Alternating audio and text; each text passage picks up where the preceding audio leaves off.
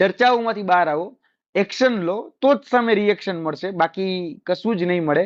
પછી જો કદાચ એમને એક્શન લઈ લીધા ને તો હતા ત્યાં ને ત્યાં રહેશો, કારણ કે જે બિલ ચૂકવવાનું હતું એ બિલ મંજૂર થઈ ગયું છે.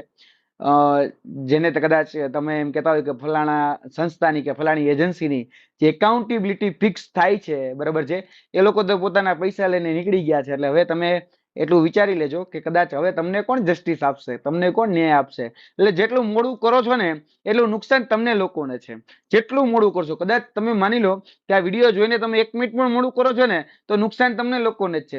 નુકસાન બીજા કોઈને જવાનું જ નથી. તમે ફક્ત વાતુના વડા કર્યા રાખશો કે ફલાણાની વાત અહીંયાની વાત ફલાણી જગ્યાએ કર્યા રાખશો.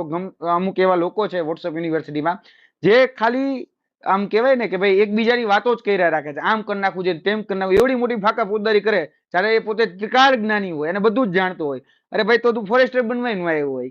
એટલે મિત્રો થોડીક પોતાની જે વૈચારિક જે બુદ્ધિઓ છે, બરાબર, જે બુદ્ધિ છે એનો કમસે કમ ઉપયોગ કરો.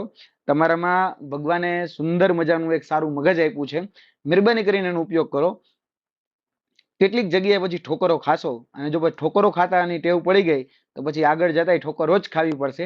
એના કરતા મહેરબાની કરીને આગળ આવો અને જલ્દીથી એક્શન લો તો સારું. બાકી હું ઘણું બધું જાણું છું છતાંય મારે